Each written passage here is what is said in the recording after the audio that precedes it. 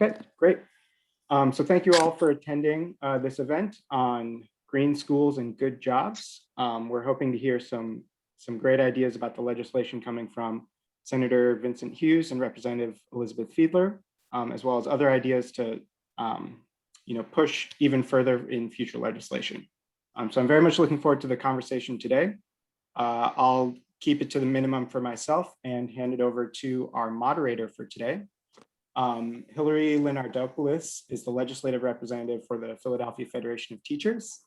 Her role at PFT includes political, member, and community organizing. Prior to joining the staff of her union, she taught at Julia de Burgos Elementary in West Kensington for 9 years. So with that, Hillary, take it away. Thank you very much, Jason. Good evening, everybody. I am really happy to be here, and I thank the team at DSA for the invitation to talk about an issue that is near and dear to me and to all of us at the Philadelphia Federation of Teachers.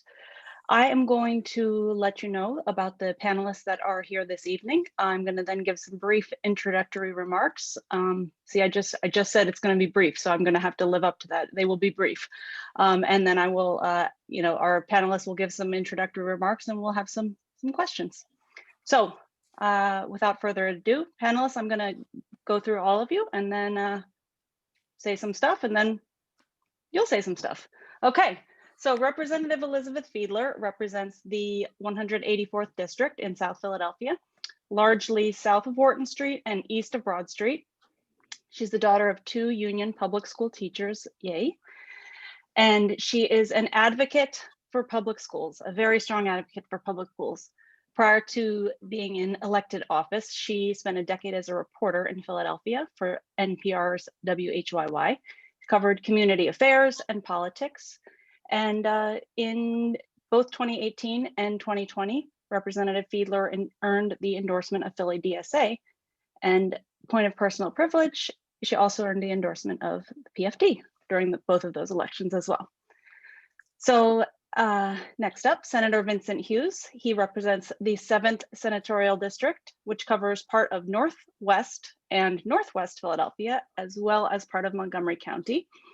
He was first elected to the state Senate in 1994, and he previously served in the state House starting in 1987. He serves as the Democratic chair of the all-important Senate Appropriations Committee, so we rely on him frequently to bring the money back to Philadelphia. Up next, we have Paul Prescod, who is a high school teacher and a member of the Philadelphia Federation of Teachers. He writes frequently Jacobin Magazine and hosts the Jacobin Show. He is the outgoing co-chair of the Philly DSA Labor Commission. And finally, last but not least, we have Antione Little. He has been a public education advocate for over a decade. He has worked with a number of groups, 215 PA, Our City, Our Schools, and another point of personal privilege with the PFT quite frequently. And he is a public school parent in Philadelphia and just a remarkable advocate. So before I turn it over to them, I promised you I'd be brief with my opening remarks. So let me look at the clock right now so I keep to my word. I want to kind of center what this facilities crisis in Philadelphia's public schools is all about. And I'm going to give you 4 examples to start. Chris Trakamas. He was a member of 32BJ. He was servicing a boiler at FS Edmonds School, doing a job by himself that used to be done in pairs, but due to austerity was now a single person job. The boiler exploded and Chris died. Dean Pagan, who as a first grader at Comley Elementary School, wanted, as many first graders do, to keep his teacher happy and to keep his desk tidy. So when there were flakes raining down on his desk, he took his finger, put it in it, and he ate the flakes so that his desk would be tidy. He was eating lead and he was getting poisoned at his school. He has lifelong learning challenges because of that experience, because he was poisoned in his public school. PFT member Leah DeRusso, a beloved educator, member of our union, has spent nearly 30 years teaching in 2 Philadelphia public schools with known damaged asbestos. She was recently diagnosed with asbestos-induced mesothelioma, a very, very grim and deadly disease. Chelsea Mungo, then a 4th grader at Cassidy Elementary School, who with her classmates wrote to their state senator, Vincent Hughes, and said, "Senator Hughes, when I go into my school, I feel like I'm in a prison, and why does the color of my skin impact whether I can go to a school that doesn't have toxic conditions?" These 4 people embody exactly what this facilities crisis is about. It's about life and death. And ultimately, this is a racial justice issue. This is a crisis that would never, ever exist in a wealthier, whiter school district. It exists because the children that we educate in Philadelphia are primarily Black and brown. That is what this crisis is about. This crisis is also about school after school, and student after student, and educator after educator, enduring conditions that are horrific. They're about Antoine's children going to school at TM Pierce, where there was exposed, damaged asbestos that the PFT saw, documented, and demanded action on. And it wasn't till the PFT came together with Antoine, with other TM Pierce parents, with elected officials, and yelled and screamed and did everything that we need to do to say this is not acceptable, that the building was eventually closed. This crisis is about Furness High School, where MSNBC spent the last 2 days with us outside of the school, really highlighting the horrific conditions inside that school building. This crisis is about human beings, and the PFT has been fighting this issue for a number of years, and I think that we are uniquely positioned to provide critical information to the public about what's going on, what the conditions mean, what the risks are, and we've worked hard to document, expose, and really look for solutions to this crisis. So it's for this reason that we established the Fund Our Facilities Coalition, which I'm pleased to say that every member of the, every panelist here is a member of that coalition. We're 70 members strong, and by members, I mean organizations, elected officials, community groups, parent partners. And we came together to say this is enough, and there are real workable solutions. If we prioritize this as a society, if our society believes that our kids and their educators deserve to go into school buildings and not be poisoned, then here, we've got all these solutions for you. So we have been doing that work really sort of relentlessly. We're going to continue to do that work. And I think that you will hear some really great perspective from some of my co-panelists this evening. So I did okay-ish being brief, so I'm going to just stop while I'm ahead and turn it over to Representative Fiedler. Thank you, Hillary. I'm State Rep Elizabeth Fiedler. Thank you to Hillary. Thank you to Senator Hughes, Antoine, everyone at DSA who is here, who helped to organize this panel. This is an issue that means a lot to me on so many levels, and I know that it does to a lot of people on this call as well. And special shout out to Daisy, who I had the honor of working with a while ago. It's great to see your friendly face on the Zoom. And Senator Hughes has really been just a remarkable partner on this. And honestly, Senator Hughes and the PFT have been fighting on this since before I was in office, when I was a reporter covering the issue. So want to give all due respect to them as well. So I've been in the State House for 3 years, and I'm already tired of fighting for these basic things. And I'm really angry that we're still fighting for these basic things. I know that Senator Hughes is as well. I've heard him speak and we've talked about it. It's ridiculous, right? It's ridiculous that our children, that young people that the people we love, our neighbors, people we haven't met yet who live a few blocks away, are being subjected to these toxic conditions in their public school when they're just going to get an education. It is ridiculous to me that Furnace High School, which Hillary mentioned, which we toured multiple times in my 3 years, including 3 years ago when the PFT came for a hearing, and we brought in all these lawmakers from across the state. And I had colleagues remarking, I can't believe they can't use the top floor because it's falling apart. I can't believe that the conditions are like this. I can't believe the paint's peeling off the walls. I can't believe this. They're coming from other parts of the state, and in some places they have these same challenges. But as Hillary said, in a lot of more affluent school districts, this isn't the case, right? This would never happen. They would shut it down. They would shut down whether it's that half of the building or the classroom. They simply wouldn't tolerate it. I'm angry that 3 years later, our principal from Furnace High School is on MSNBC. I'm glad he's speaking out.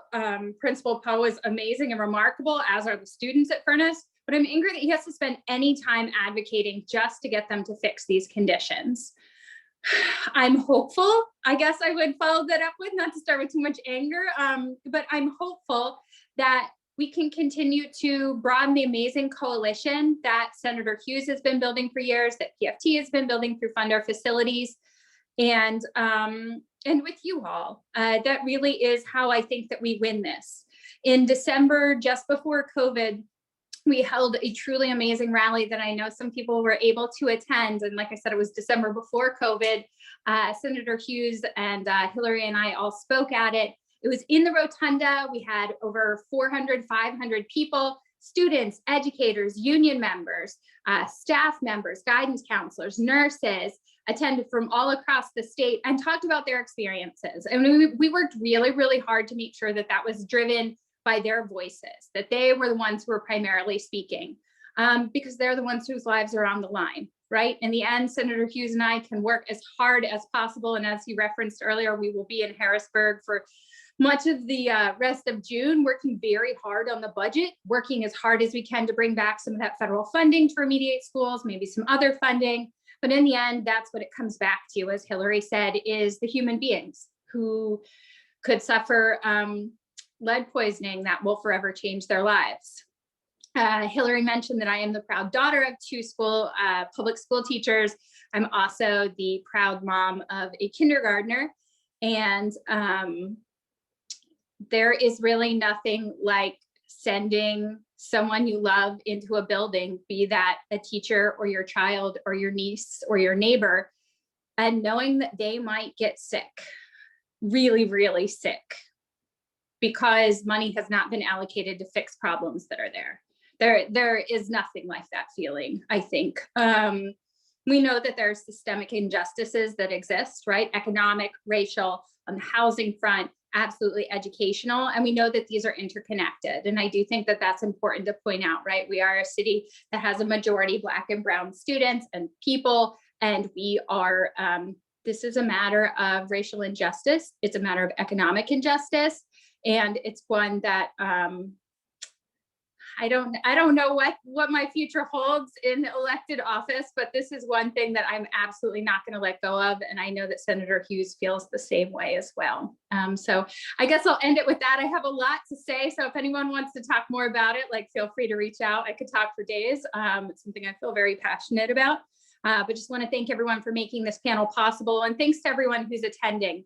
I sometimes wonder how much building remediation catches people's attention, kind of like a heady term or something. But obviously, when we break it down and talk about toxic substances and talk about the public health impact, it's very, very real for a lot of people. So again, thanks for having me. And with that, I guess I turn it back to Hillary and she'll pass it on to the next speaker. Thank you so much, Rep. Fiedler. All right, without further ado, I will turn it over to Senator Vincent Hughes.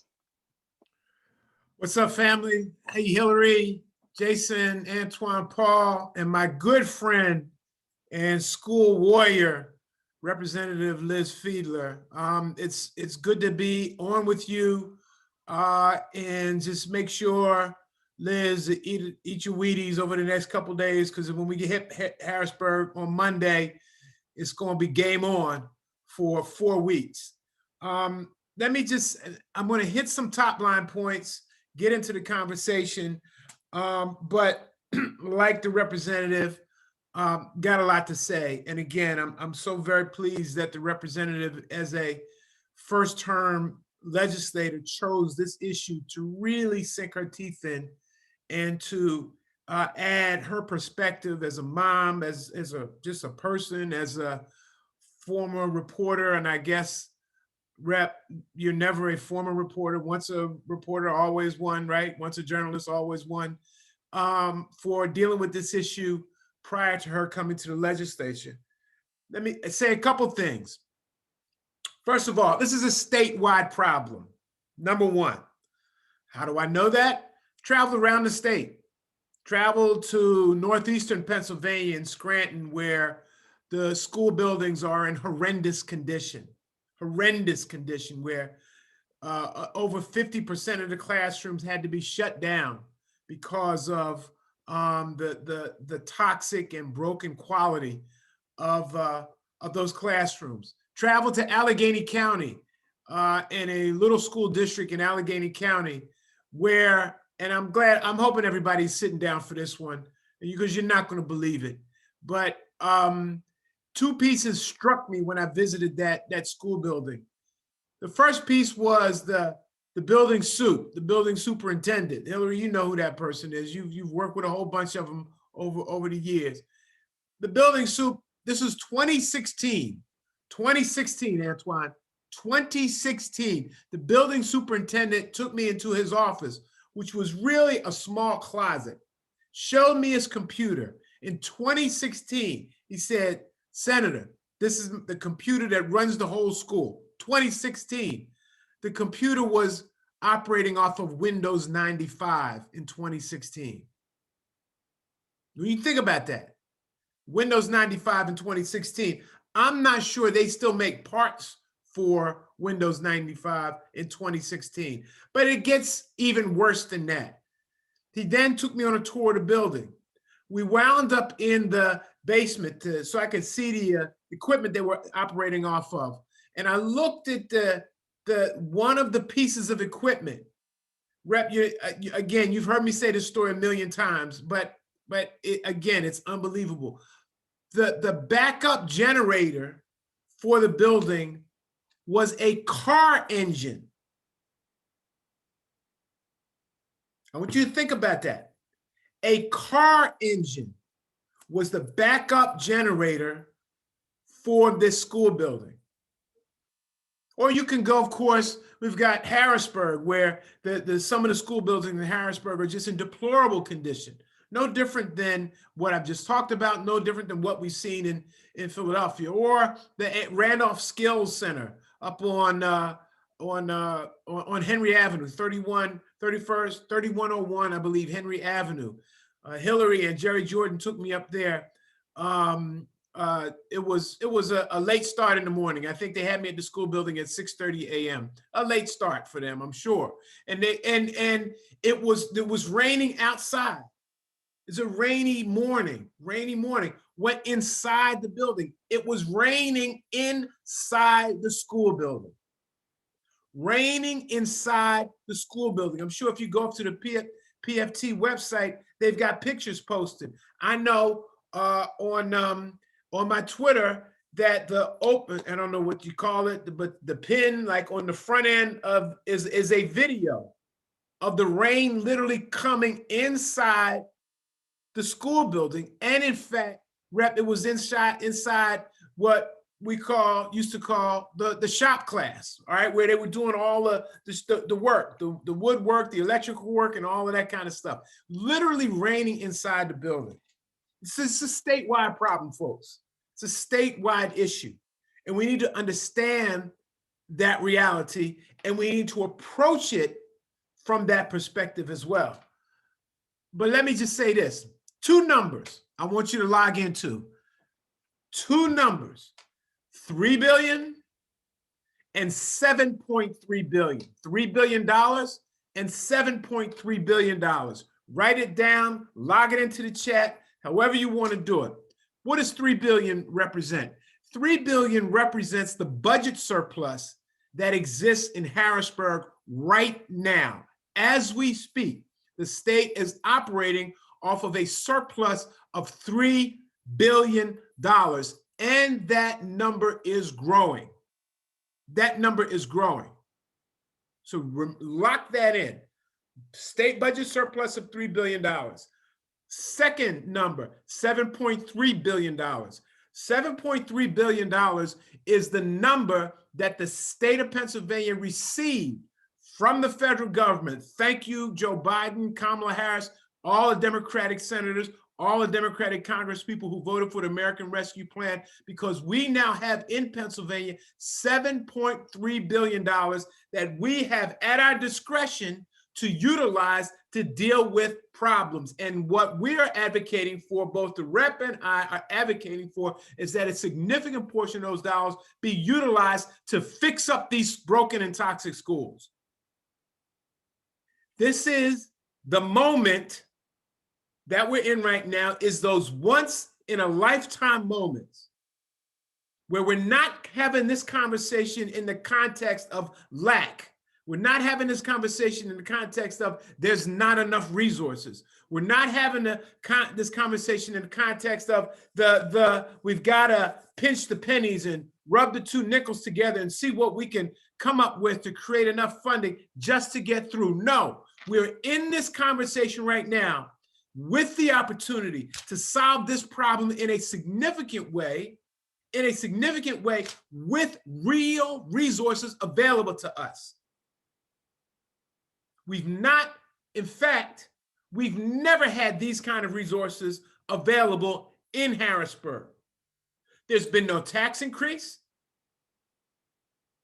There's just been the good, solid economic policy, bottoms up economic policy from the Biden-Harris administration, that in the dollars that they've driven into Pennsylvania, they made it available for the state budget surplus to grow, and they made available $7.3 billion for us to spend. The question will be, are we going to meet this moment?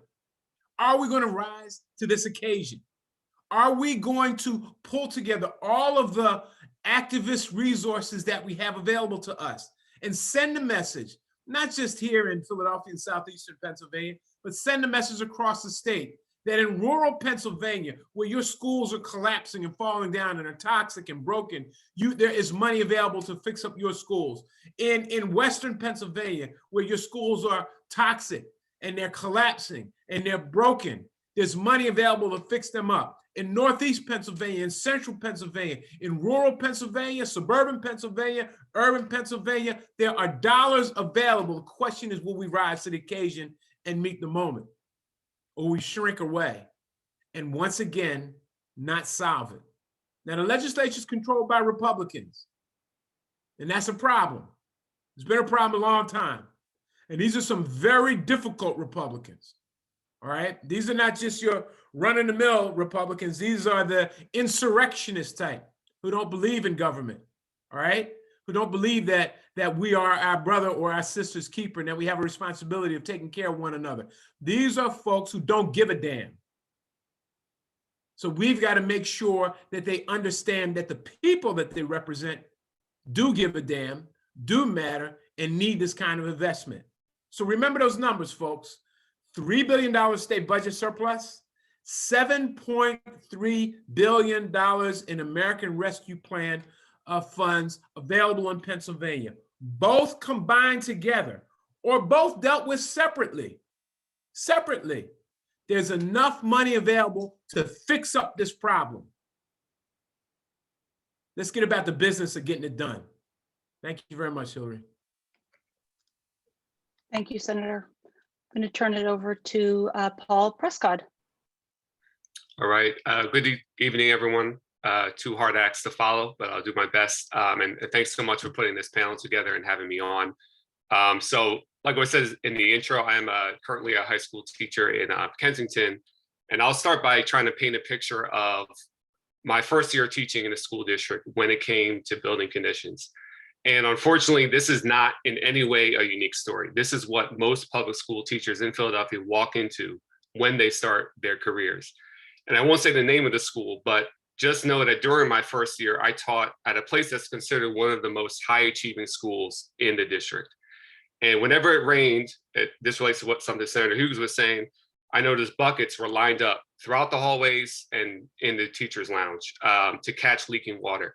And at first I thought, maybe this is some temporary issue, they're gonna get it fixed soon, but we kept putting out buckets the rest of the year. So one day I asked my building engineer why this couldn't get fixed. And she said, well, most of these buildings are over 80 years old.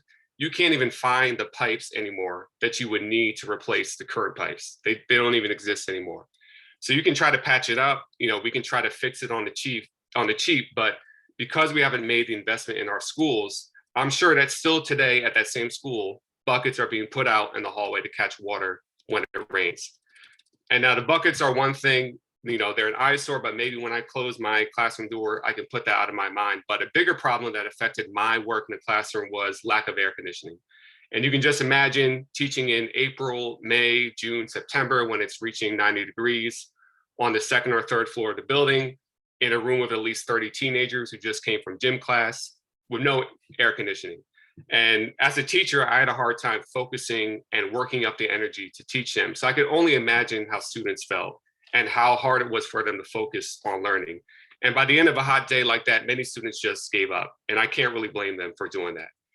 And this only touches the surface of the issues we face in our school buildings. And especially in recent years, the PFT has helped bring to light how many of our buildings are infested with mold, with lead, with asbestos, with rodents. Since 2019, 11 public schools in Philadelphia had to close, at least temporarily, due to asbestos, which is a cancer-causing toxin. And those are the only schools that it's been discovered. And often it's been teachers that have had to organize and the union that's had to organize to raise awareness of the issues. And without those teachers doing that, people would not know about it or care about it.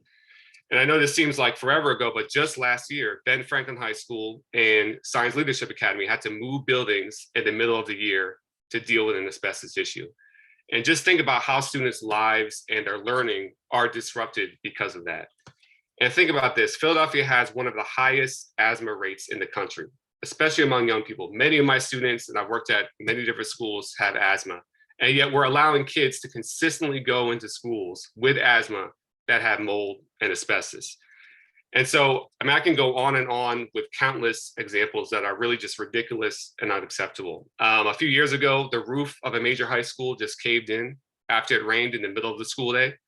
And this kind of stuff is happening in one of the biggest cities in the wealthiest country in the world. This should be looked at like a crisis and like an emergency that we need to deal with right away. And just think about psychologically the message this sends to our students. It sends a message that society doesn't care about you. If you walk into a restaurant and there's food all over the floor, the dishes are dirty, no one's serving you, you get a clear message. They don't really care about you. And that's what we're sending to our youth and our children by, you can have the best teachers in the world, but you're walking into a building that is falling apart, it sends a message that society doesn't care. And you don't have to go far or look far to see how things can be different. All you have to go into Lower Merion School District, just around the corner, and you can see school buildings that are fit for human beings. And I love to bring up Lower Merion because geographically it's so close to Philadelphia. And it's not that somehow they just have amazing building engineers and we don't. No, it comes down to money and resources. And so a lot of people talk about how the pandemic has revealed so many problems in our society, and that's true. But I think it's also revealed that not everyone suffers equally. And most working people have taken a hit, but some companies have done really well. And I'm thinking about corporations like Amazon, UPS, Comcast. Things have never been better for them. And even before the pandemic, our state is one of the largest producers of natural gas, and natural gas companies were not paying taxes to this state. And I'm bringing this up not just because I want to find an excuse to beat up on big corporations, but it's that we need to stop accepting the lie that there's no money for our problems. And if there's anything worth spending money on, it's educating our children. And this has been a problem for decades, but there is no better example than COVID to show how important safe, sanitary school buildings are. So I think this is an opportunity to learn from this crisis, to address an issue that we've had for a very long time that we should have addressed a long time ago. And related to something Senator Hughes said, it's an opportunity to unite the state. we can't let ourselves get into the mindset of, oh, those people out in Pennsylvania are Trumpers, we can't work with them. I think you can work with anyone on this issue. Anyone is going to care about their schools being fit for human beings. So I want to thank Representative Fiedler and Senator Hughes for taking leadership on this issue. And I hope this is just the beginning of more things to come. And like, Rep. Fiedler mentioned, it's going to take all of us. And I'm glad Senator Hughes made the analogy of a war at the beginning, because they're going to war on one front in Harrisburg, but we have to do our part in the schools, in our unions, in our communities, and fight on the second front of that war, because it's going to take both sides of that to really address this issue. So I'll leave it there. Again, thanks so much for having me. Thanks, Paul. And I'm going to turn it over to Antione Little. Thank you. Thank you. Good evening, everybody. As Hillary just said, my name is Antione Little. I've been in this fight for a very long time. And of course, my activism days, I've been a part of the labor movement for the last 22 years. And part of my labor movement is what led me to become an activist in the education world. But what really prompted me to get involved with this education activism is over 10 years ago, when the city was attempting to close down like 64, 65 schools. TM Pierce was one of those schools that the school district was, on the list to close. And I got involved in that fight, and we fought hard, and we were able to save that school with myself, other parents, and other community activists. We were able to save that school. And then we fast forward to about 2 years ago, when the lead and asbestos in these schools, began to blow up. And I got a phone call one day from a reporter asking me, "Hey, Antione, I understand your children go to TM Pierce. Well, what are your thoughts about the lead and asbestos?" And I literally looked at my phone like, "What are you talking about?" We as parents, we got no notification from the district. We knew nothing about nothing that was going on inside of the school. And I was just floored by this. So, long story short, we organized the community. But even before the lead and asbestos, probably like a year prior to that, my son was in the basement at TM Pierce and got electrocuted by leaning against a faulty electrical outlet in the basement while waiting in line to get water in school. And it burned him so bad, it sent a jolt up his body, put a dime-sized burn on his rear end, as well as burned a hole in his underwear and his uniform pants. So, me as a father, I'm livid. So I was at the school the next day, I'm demanding answers. And it's like every day it made me want to fight just a little bit harder for our children, but not just for my children, but for all the children in Philadelphia and across this country who are faced in these Black and brown communities on a daily basis, the lack of funding that are in these schools, the lack of empathy and the lack of concern and care for what our children and our teachers have to endure on a daily basis. I had a child she's graduated from there, but I had a child, and I tell the story all the time. I had a daughter who went to the Centennial District, and this is kind of piggybacking off of what Paul was just saying. I had a daughter who lived in Bucks County, who attended the Centennial District. And the very first time I went to a back to school night at this high school, I was in awe. I walked into a state-of-the-art school. I walked into a school that had a mini supermarket in it, which taught nutrition. They had a credit union and a bank in there that taught financial responsibility. Every classroom had a whiteboard. Every student had a computer. I mean, you name it, they had it. And the campus was so big, like it took a while to walk the entire campus. And as I'm walking through this, we're in the height of our fight here in Philadelphia. And I'm saying to myself, what's the difference between these children up here and our children in Philadelphia? There is no difference. There is no difference, but there is a difference. And we know what it all is. It comes down to race, because we know Philadelphia is basically a Black and brown community. And when you go in Bucks County, it's a white community. So it's like, how come my children can't be afforded the same opportunity as those children? So You know, we going through this fight here in Philadelphia at TM Pierce, and, you know, with the help of Hillary and Paul and many other activists, Senator Hughes, like we were able to force the district to shut TM Pierce down. They shut it down. They're in the process of actually tearing this school down now. By the end of 22, we'll have a new school erected, state of the art, the whole 9 yards. But that's just a small piece of the puzzle that need to be put together. We need help from all of our partners to make this possible for every child in Philadelphia. And a person like myself, I always say, if I have to be on the front lines with the bullhorn, screaming and yelling and being in the people's face to get this done, I'm willing to do whatever it is, whatever it takes to get it done. But there's no way that Senator Hughes should have to walk through a school at the Randolph Skills Center. And I remember the interview. I remember it like it was yesterday. And you're standing there with President Jordan, and it's raining out of the ceiling. Like, how can anyone with any kind of common decency say that that's okay?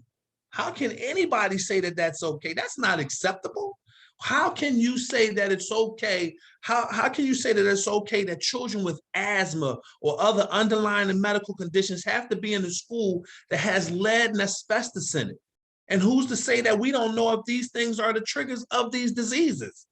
How can we say that it's okay that a teacher teaches in one classroom in one school for 30 years and comes down with cancer, and she has to live with the fact that she's getting ready to die because of her love and her passion for teaching children? How can we as a community say that that's okay? Well, where I come from, that's not okay. That's not okay. And everyone who has who is an able body and able to make something happen or has a voice, we have to uplift our voices so that we take on this fight, not just because it's not for us, it's for my children, it's for my grandchildren, and it's for future generations once we're gone. I'm done. Thank you. Thank you, Antoine,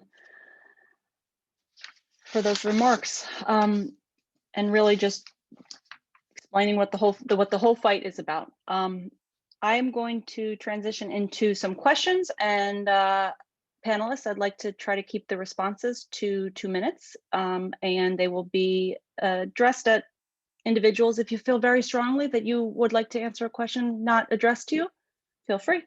Okay, first question is for Senator Hughes. You ready? Okay. So can you provide a little bit of context, Senator Hughes, for a little bit of background on the funding cuts in public education? And so often it feels like we're fighting for scraps, right? And we're talking about the bare minimum. We're talking about so that kids don't get poisoned, so that Chelsea Mungo doesn't feel like she's going to school in a prison or a junkyard, as she wrote it, both of those things she wrote to you.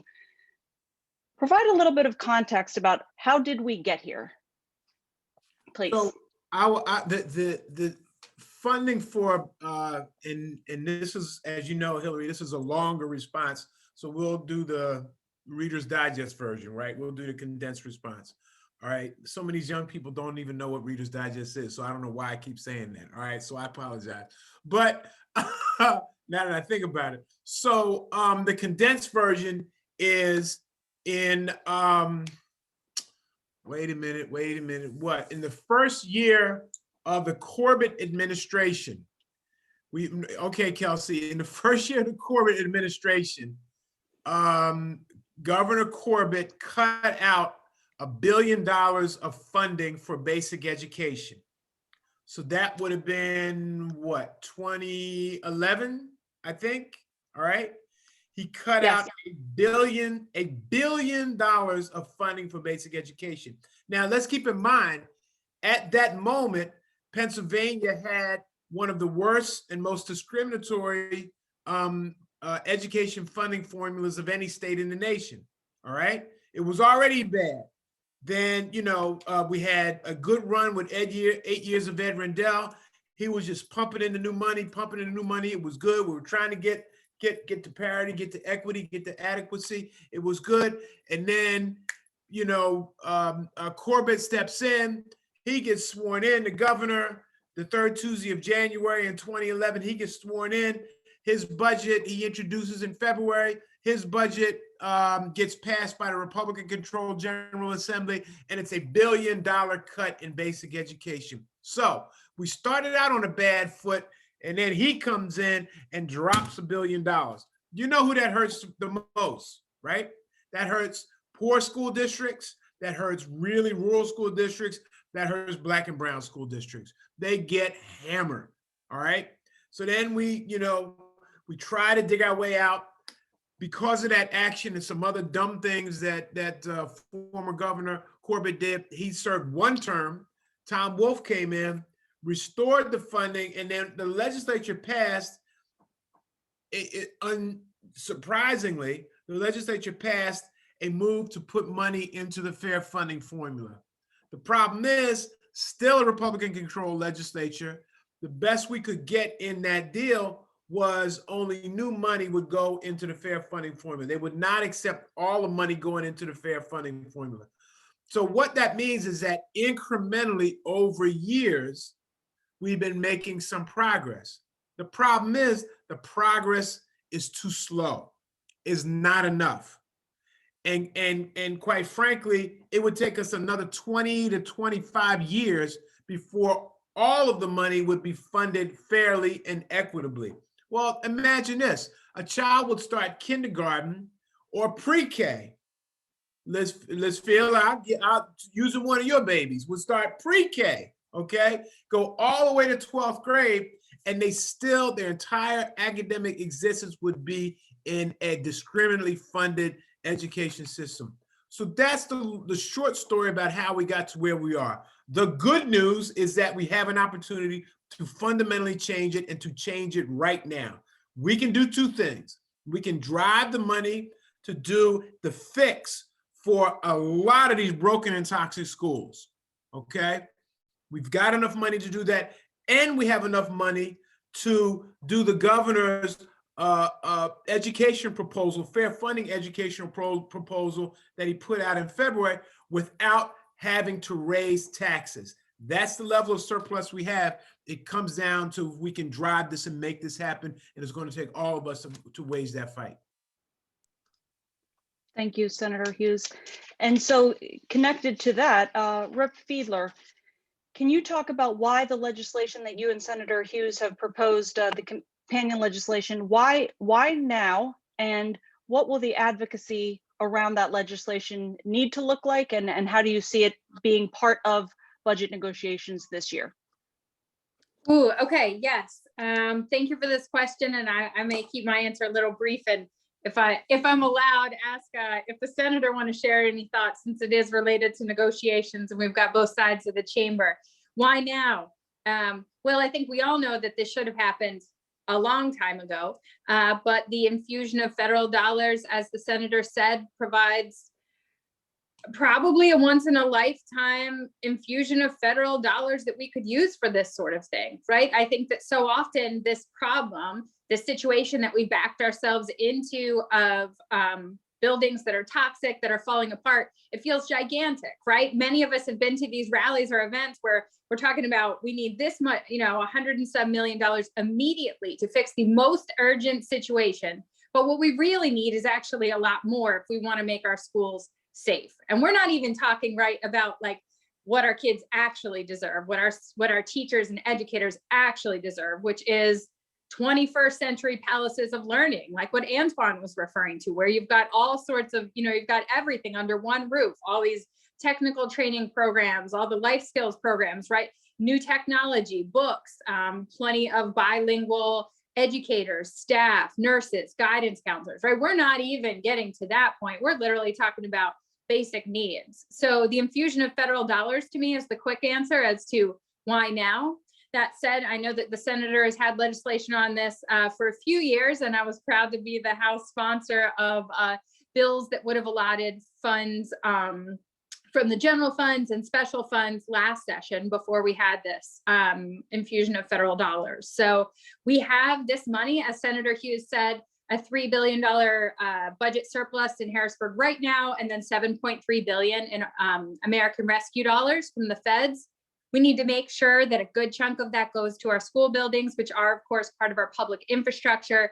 This is not just a public health issue, but it's a job creation tool in which we can bring in our partners in labor. We can help, young people in the neighborhood, people who are returning citizens, people who want to find new skills, be able to get trained in these sorts of positions and work right in their community. So I feel like it hits the public health, it hits the public infrastructure, and then also the job creation which we know we need to ramp up as we come out of this pandemic. How does this advocacy relate to the budget negotiations in Harrisburg? So the senator mentioned hold harmless, which applies to basic education funding, but also I think at least in sort of a approach applies to the issue of school buildings, right?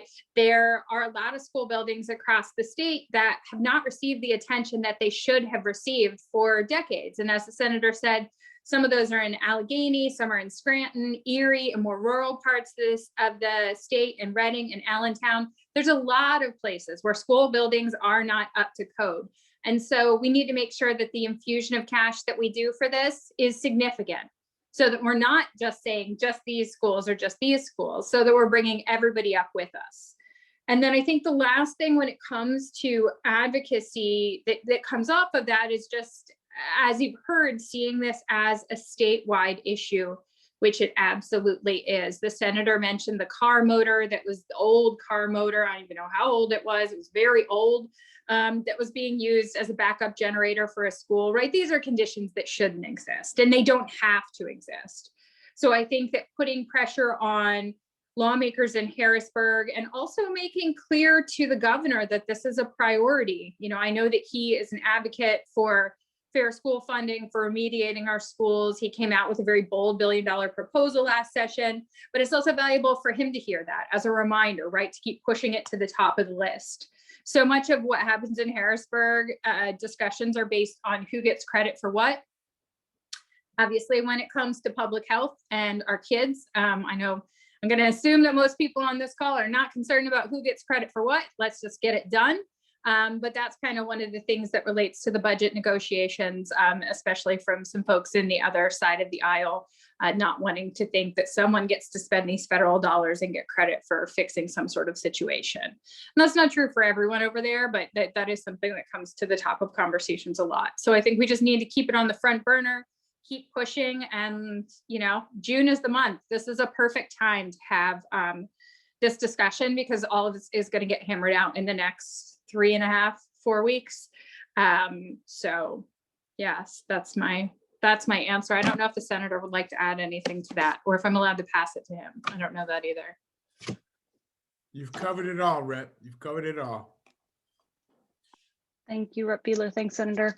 I'm going to ask two questions that I'd like Antoine and Paul to address, either or both of them. How do you see the legislation and sort of the whole facilities fight at large as a labor issue? And how do you see it as an environmental issue? So Antoine, I know that in addition to being a public school parent, you are also a labor leader. So you have some important insight there as well. In terms of labor, I mean, I look at it like, even like with the TM Pierce situation, it turns into a plus for labor, because what happens is labor has an opportunity to go into these buildings, abate these schools, or either possibly, as we're going through with TM Pierce, this is a job creator for labor to build new schools and hopefully bring in some jobs for the communities. I think that, as a whole, the dynamic of having an opportunity for job creation that more Philadelphians, Pennsylvanians will be able to attain gainful employment. It's huge, because if we're able to create more jobs in the long haul, if we're able to secure funding where we can go school by school and tear each school down and rebuild it, I think that helps the local economy. It helps put food on the table of people's homes. I just think it's a win-win for Philadelphians. Paul, you want to jump in on that one? I'm sorry. Yeah, and I would just say to build on that, I think we've all heard people frame jobs as environment and environment as opposed as jobs versus environment. And I think most of us on this, or all of us on this call, agree it doesn't have to be opposed, but that still means we need to do the work of presenting a viable plan to create quality jobs. And this is what attracts me about proposals like this, is that it's a win for everyone. So, we're not taking away anyone's jobs. This is only going to create jobs. And I think this is important just for the public to start to get them to think of these things as not being opposed. And I think the way to do that, I mean, we can talk about it all we want, but if we have concrete projects where maybe someone in the building trades that's been skeptical about environmentalism, they see, oh, wow, I'm actually getting a job, a good paying job, doing this kind of work, renovating a school and making it more energy efficient. That experience is going to be worth 1,000 words or lectures we can say about, why it's not jobs versus environment. And then on the other hand, I think, there's sometimes an unfair stereotype about workers in the building trades, like they're all anti-environment. And of course, it's much more complicated than that. And I think people have to realize, like, if you're making a really great salary with great benefits, you want to know that if your job is being replaced, it's going to be replaced by something that's comparable. So, and I think this just builds out advocacy wise, again, to thinking about other parts of the state that unfortunately some people have written off as saying, oh, they're Trumpers, we'll never get to them. I think this is something that we can prove that this will create good jobs, and it might start winning more people over to saying that, we can address the climate crisis in a way that's not bad for people's, living situations. Thank you.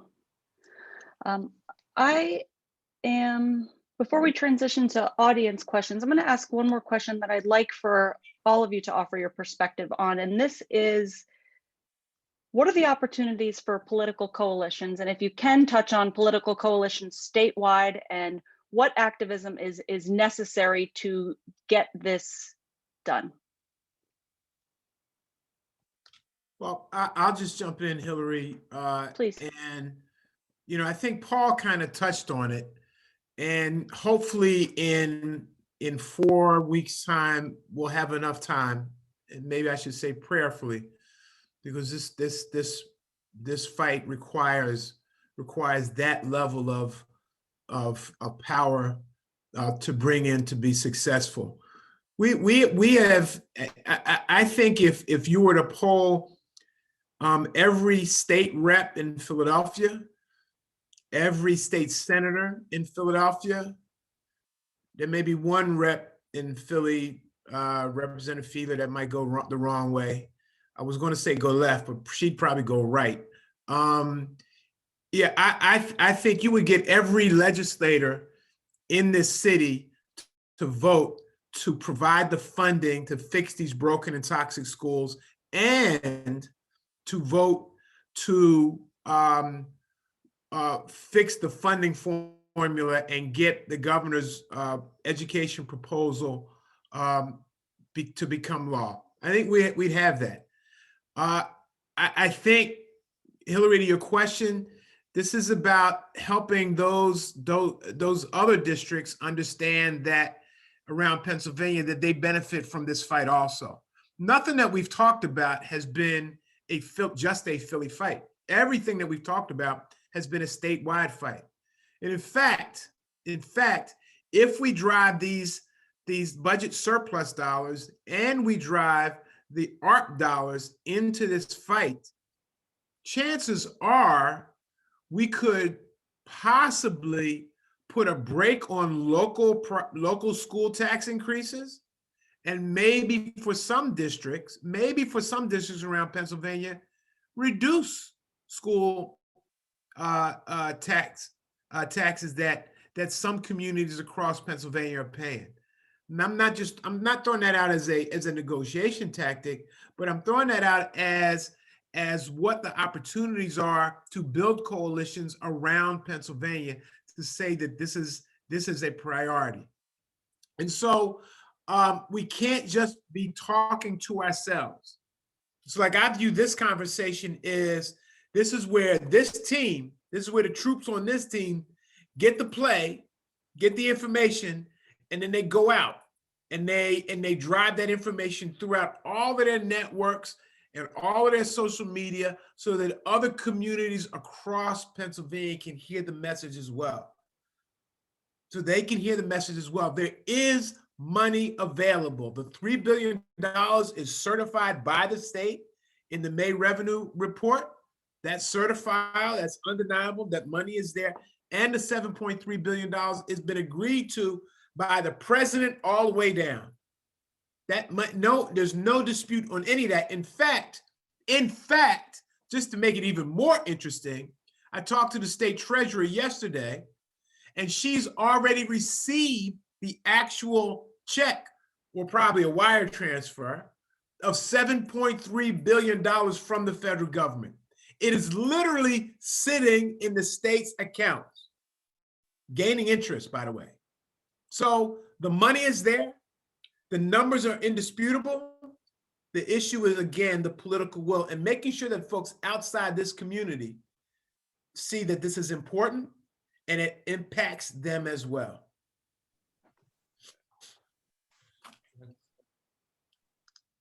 Thank you. Antoine? Yes, I kind of wanted to piggyback off of the senator, because I think it's very important. You know, one of the first things that I was taught when I got into the labor movement, it was that you have to be able to put a human side, a human element to all arguments.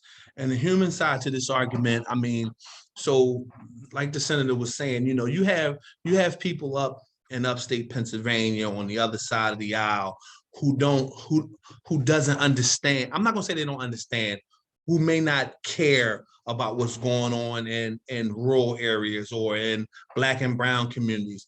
But the point of bringing a political coalition together, because you take a person like myself who's on the ground floor, like everyone on this call who's on the ground floor, we're out there every day pounding the pavements, making an argument as why we need a fair funding, as the senator said, why our infrastructures are so bad and why they need to be repaired.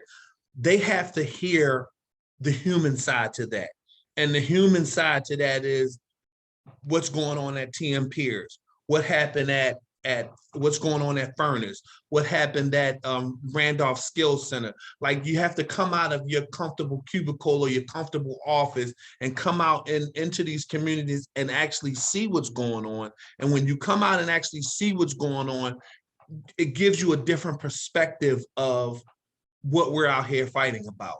This is not about just lip service or just on a call or we're just getting together because we don't have anything else to do. No, we're here because this is a valid issue that needs to be addressed. And those who don't agree with us, they have to come out here and see. So to have a conversation, I can sit here and have a conversation with Rep. Fiedler or Senator Hughes until I'm blue in the face. But because they already know what we're talking about, they already know what we're fighting about. It's about going to the other side, getting them to understand what this fight is all about. So when we talk about those, I think it's something that's definitely needed. Can I just add to that? And I think this can reverberate politically beyond this. And what I mean by that is, again, I think I can make all the rational arguments to someone out there who doesn't trust, whatever, progressivism, whatever it is. But I think the best way to break down, that mistrust is through an actual concrete program that improves people's lives. And I think, so maybe people or a certain district now that we could never imagine would vote for a Democrat in the state legislature or vote for a progressive candidate. Maybe we can't imagine that now, but I think the way to get there, to start moving on the state level, because I think we all agree, like Senator Hughes, Rep. Fiedler have said, they face opposition at the state level. So we have to change that makeup beyond Philadelphia. And I think the best route there is concrete programs that improve people's lives. And I think, and I hope I'm not like a broken record, but I feel like there's different constituencies that should be part of a broad progressive coalition. And there's mistrust, whether it's labor environmentalists or rural and urban. And I think if we can get something done, that can break down mistrust and not only just address the issue, but down the line politically change the political map of the state. Thank you. Rep. Fiedler? I agree with what everyone said already. I would also definitely partners in labor who want to see this happen, who have a vested interest in making it happen, who are members of our communities and send their kids and grandkids to these same schools, right, who deeply want this to happen, I think are invaluable partners.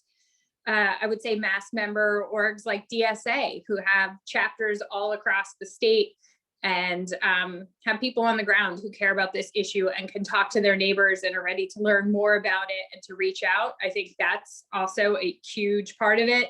And then faith leaders and faith groups, Power has done a tremendous amount of work across the state on this issue and many others.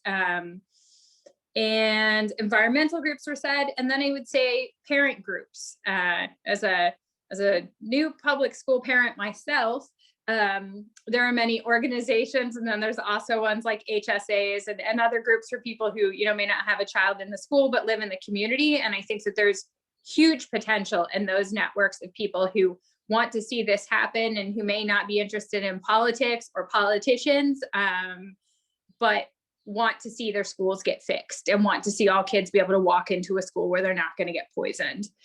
So I think that there's just huge potential in those areas to capitalize and build off of existing networks to amplify this message across the state that may, as people have said, transcend partisan boundaries, rural, urban, things like that. If you do just like a quick Google search and put in, you know, lead, asbestos, Pennsylvania school. If you've never done a search like that and you do it, you may be astonished to see just, you know, we hear in Philly so much about what's happening in Philadelphia, as we should, because it's huge.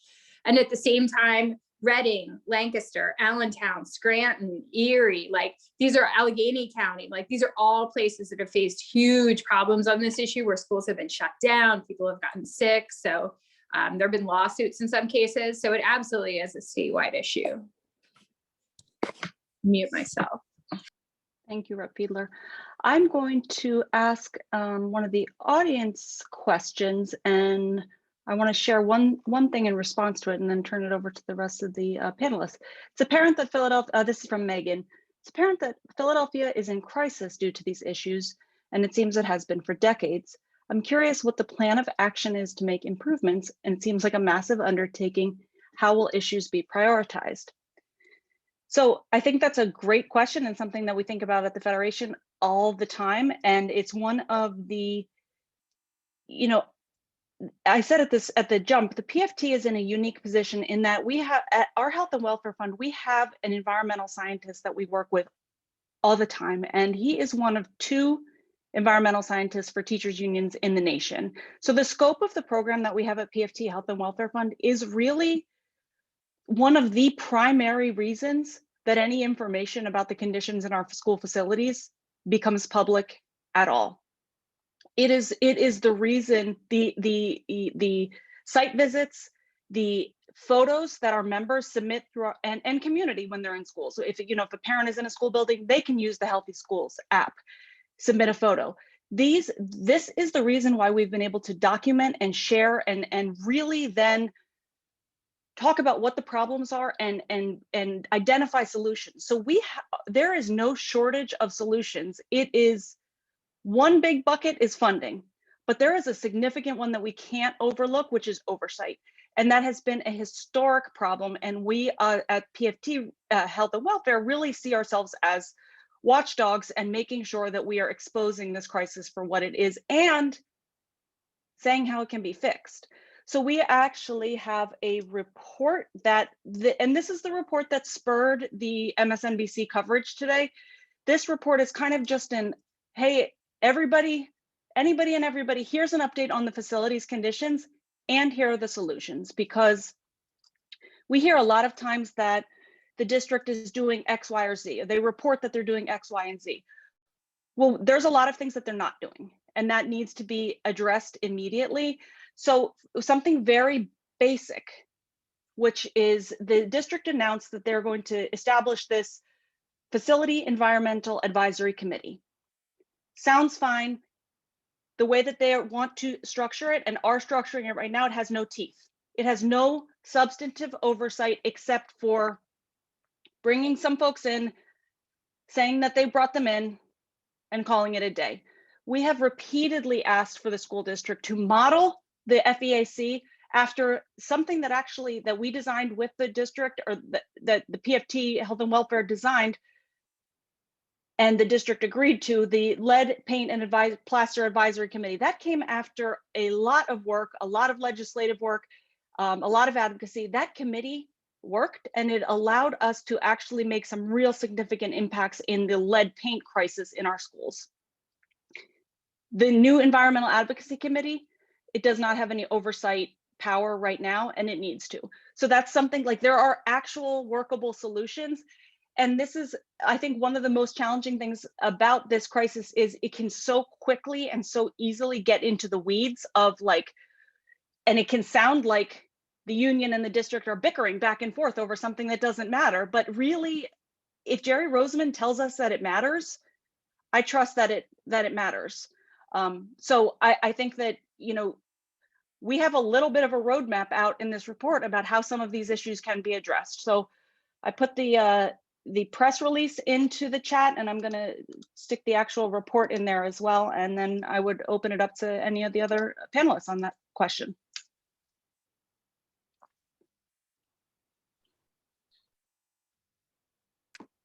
Hillary, would you mind reminding us of what the question was, please? Oh, I just kept talking. When you've forgotten the question by the end of the person who's answering it, that means that there was a little problem with how they answered it. So I felt like you answered it Fiedler. completely. So Oh, I felt thank like you you very totally much. answered it. Yeah. Thank you very much. Well, now now I have to go back and look at the question. That's an even worse sign. Okay. The question was, it's apparent that Philadelphia is in crisis due to these issues and has been for decades. What's the plan of action to make improvements? Seems like a massive undertaking, and how do you prioritize issues? I can jump in briefly, just thinking, you know, because I think we're juggling like short-term priorities and long-term. And so one thing for the long-term, because something I'm afraid of, because I absolutely agree with Senator Hughes, this is a unique opportunity that we have this money. But what I'm worried about is what happens when the federal money dries up. And this is where I think like as a long-term priority that we need to get started on now is like just more sustainable revenue in this state. And that's kind of why I brought up, you know, not everyone's suffering equally. You know, I think the best example is, again, I think we're the second largest producer of natural gas in the country, and our natural gas companies, you know, are just taking our resources and not paying anything back. And we know about all these corporations they set up their headquarters in Delaware, they don't pay any taxes. So I think we need to address that. And, you know, so I'm not talking about raising taxes on average people, but, you know, we got to get more people that are making tons of money and doing fine. They need to pay up so that we don't have to face this in another 10 years. Oh no, we need federal money. So I think that's what's going to get us to a point where we're not just like fixing the most immediate problems, but actually building, you know, the schools that we all deserve. Mm-hmm.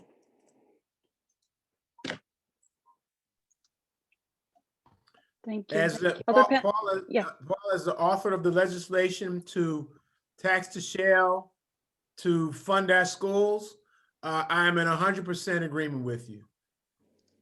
100%.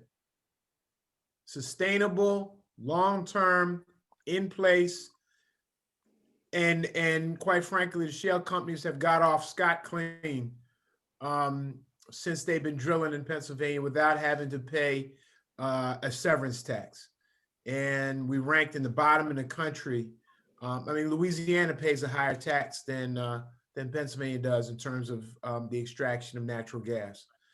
So, you know, it's just absurd that we're not doing that. And that seems to me like a perfect dedication of funding from that. But while we deal with that, structural change that needs to occur, we need to be mindful that we don't overlook what's right in front of us right now, which is huge state budget surplus of $3 billion and ARP funding of $7.3 billion, where we can get two things done at the very least. The repair of our schools, cleaning them up, making them safe, and finally, an equitable funding of public education.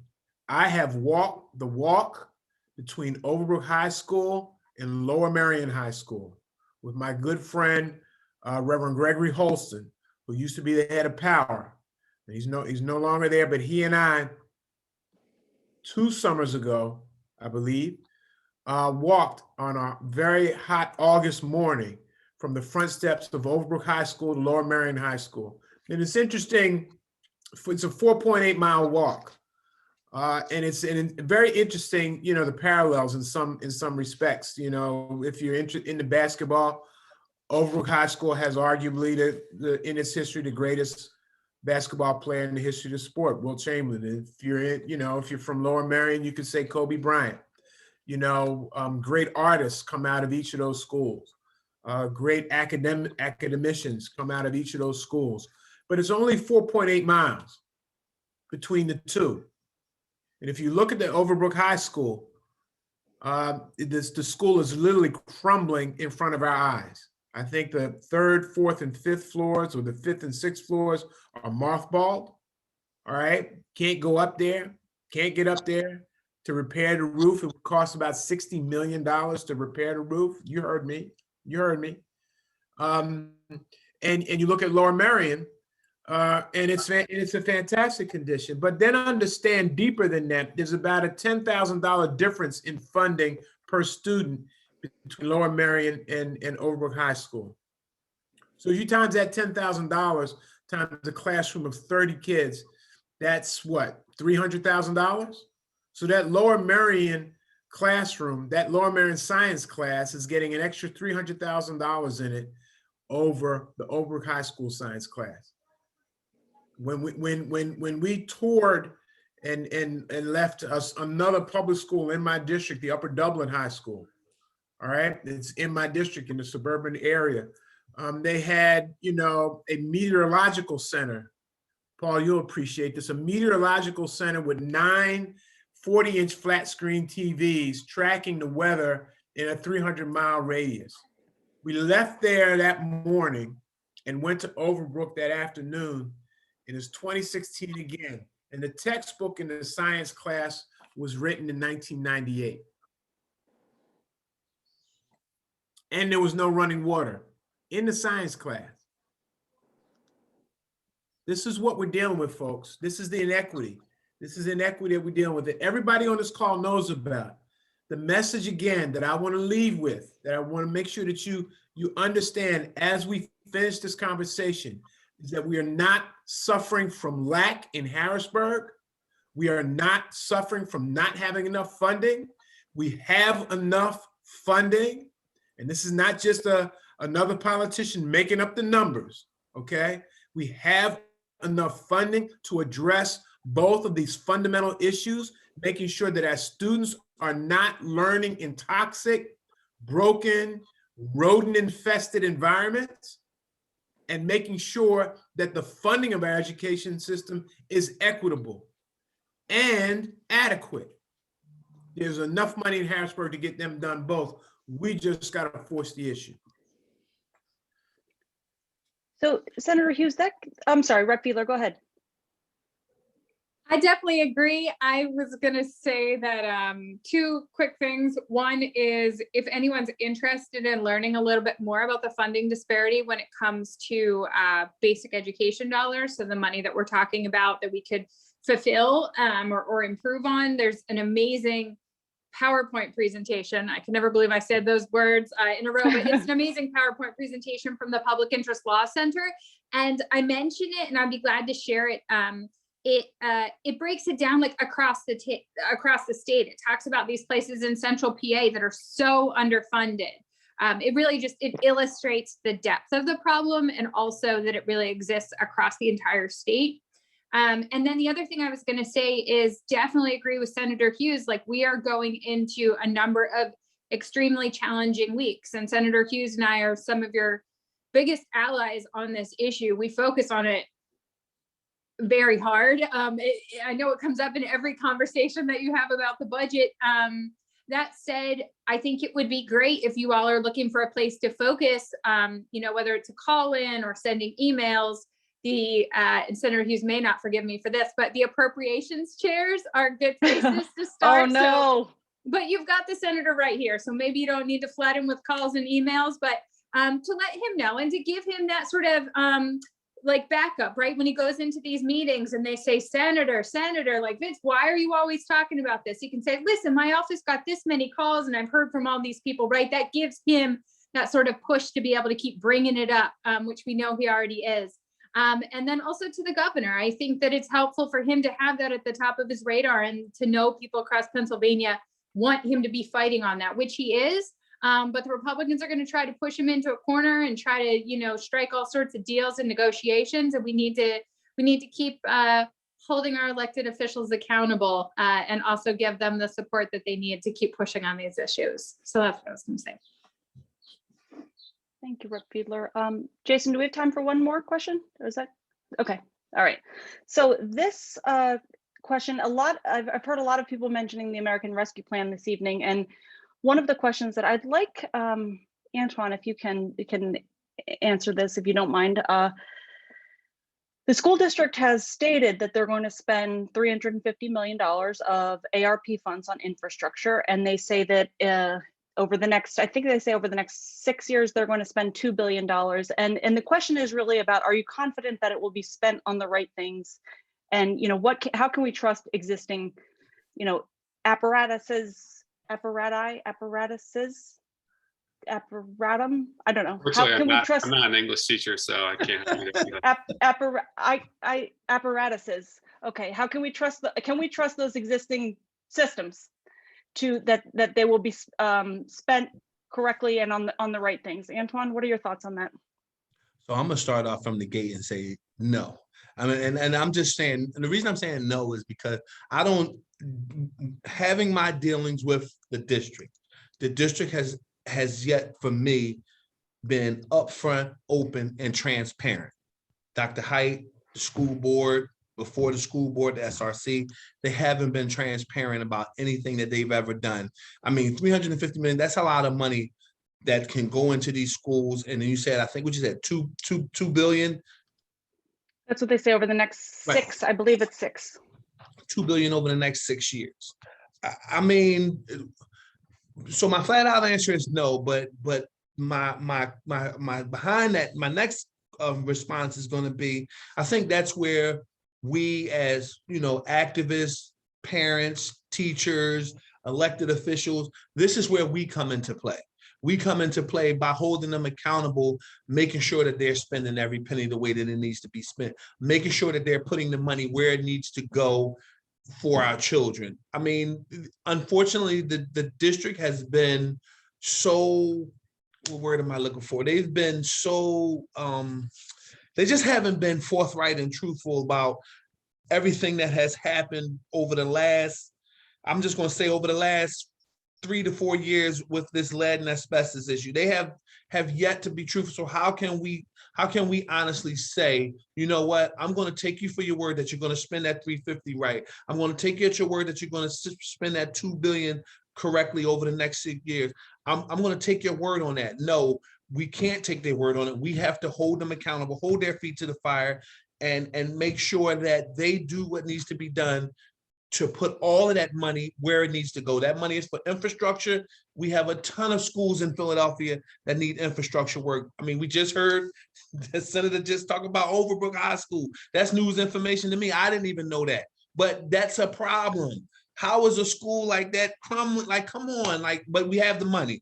And the senator just said, the money is not an issue. So therefore, if money is not the issue, then what do we need to do to get the funding? What do we need to do to make sure that the funding comes where it needs to come to and make sure that it goes where it needs to go appropriately to fix the infrastructure in all of these schools, whether it's tearing them down, building new schools, whether it's going in there, abating them of the lead and asbestos and rebuilding them, putting things in that needs to be put in, whatever it takes to spend the money where it needs to be spent, that's where people like us come into play.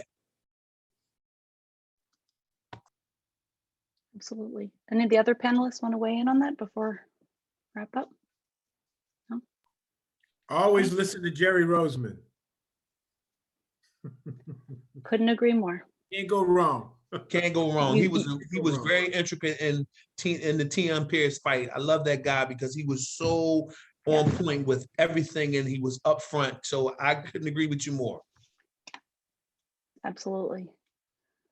I really want to thank everybody for the opportunity, and my co-panelists, and for everybody in attendance. And you know, this issue is really near and dear to everybody that has spoken this evening. Certainly to all of us at the PFT, and we are going to win because it is life or death. There is no other alternative than to win the funding, the oversight, the remediation, and the modernization that our kids and school staff deserve. So it's a critical fight, and we're in it to win it. And I'm going to turn it back over to Jason. Thank you. Thank you. Yes, again, thank you to all of our panelists, and thank you very much to Hillary for moderating. It's very interesting, and thank you to all of our attendees for coming out.